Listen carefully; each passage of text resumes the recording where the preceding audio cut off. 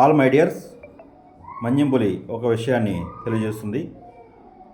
భూమి ఎప్పటికైనా మంచి భవిష్యత్తుని ఇస్తుంది. ఒక చిన్న ఉదాహరణ చెబుతాను. నేను 2007లో వెంకటగిరి, నెల్లూరు జిల్లాలో ఫైనాన్స్ చేసేవాడిని. వెంకటగిరి పరిసర ప్రాంతాల్లో ఫైనాన్స్ చేసేవాడిని అన్నమాట.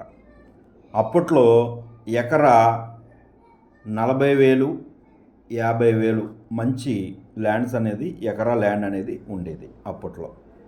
అంటే ఇక్కడ మన సైడ్ తప్ప ఆ సైడ్ అనేది చాలామంది వెళ్ళక ఈ ల్యాండ్ అనేది చాలా తక్కువగా ఉండేది, ఇల్లు కొనక తక్కువ ఉండేది.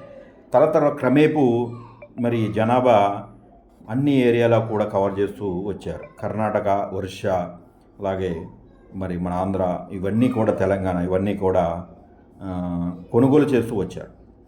అప్పట్లో నేను 2007లో ఈ ఫైనాన్స్ బిజినెస్ ఇందులో ఇన్వెస్ట్మెంట్ పెట్టే కన్నా ఒక 20 లక్షల రూపాయలు పెట్టి ఈ ల్యాండ్ అనేది కొంటే సుమారు 50 ఎకరాల వరకు కూడా ఈ ల్యాండ్ అనేది వచ్చి ఉండేది. 50 ఎకరాలు, అక్షరాల 50 ఎకరాలు వచ్చి ఉండేది. అంటే ఆ రోజున 50 ఎకరాలు కొనుంటే ఈ రోజుని అంటే 2007 స్టిల్ 2025 అంటే ఎన్ని సంవత్సరాలు అయిందండి? 18 సంవత్సరాలకి మరి ఈరోజు ఎకరం అక్కడ 30 లక్షల నుంచి 35 లక్షలు ఎకరం,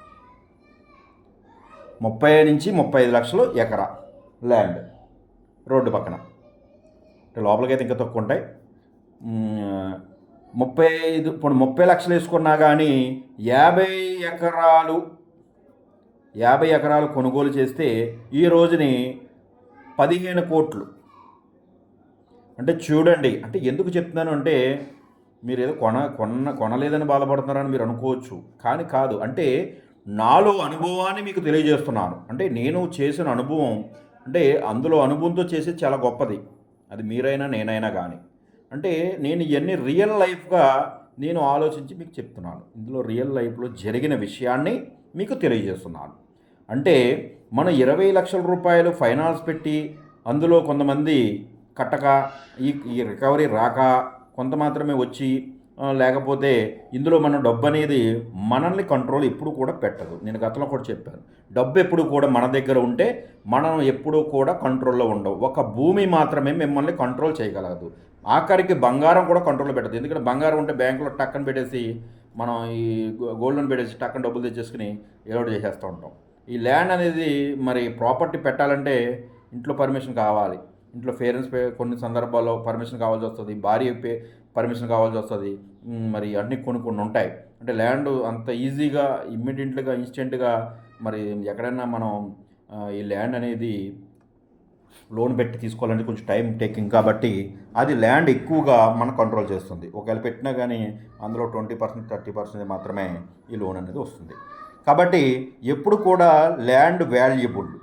అప్పట్లో నేను కొని ఉన్నదానికి ఎందుకు చెప్తానంటే, ఎప్పుడు కూడా ల్యాండ్ కొనేటప్పుడు దాని మీద ఇన్కమ్ను కానీ పెరుగుదలను కానీ ఏది కూడా ఆశించకండి. ఫస్ట్ అందులో రాని పోని ల్యాండ్ ఎప్పుడు కూడా మన డబ్బుని ఎప్పుడు కూడా నికరంగా ఉంచుతుంది, అది గుర్తుపెట్టుకోండి. ఎందుకంటే ఈ నికరం అనేది చాలా వాల్యుబుల్ ఫస్ట్.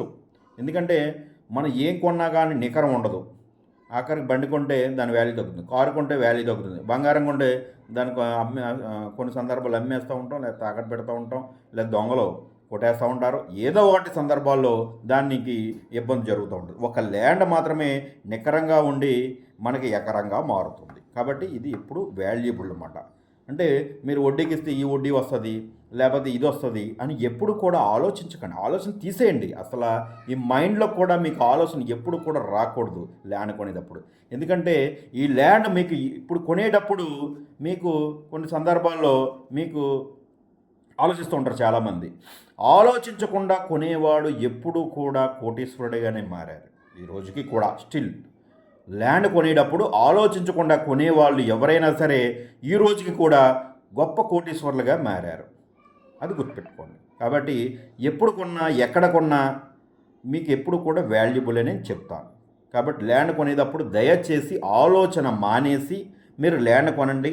అంటే మేమేదో వెంచర్లో మేము పెట్టాం, మా దగ్గరే కొనాలి, లేకపోతే మేము వెంచర్ గురించి మాట్లాడుతున్నానని మీరు అనుకోవచ్చు. దయచేసి అది తీసేయండి. నేను ఒక అనుభవశాలిగా, ఒక మిత్రుడిగా మీకు సలహా ఇస్తున్నాను. ఎందుకంటే ల్యాండ్ కొనేటప్పుడు ఈరోజు మీకు తెలియకపోవచ్చు, ఒక 5 సంవత్సరాలు 10 సంవత్సరాలు పోయాక మన్యంపులి గారు ఎందుకు చెప్పారో అనేది 100% కాకుండా 1000% మీకు ఆ వాల్యూ అనేది తెలుస్తుంది.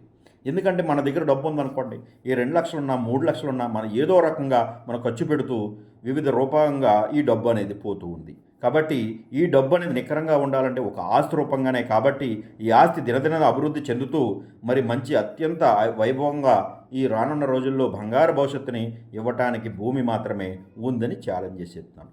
Thank you so much all my dears.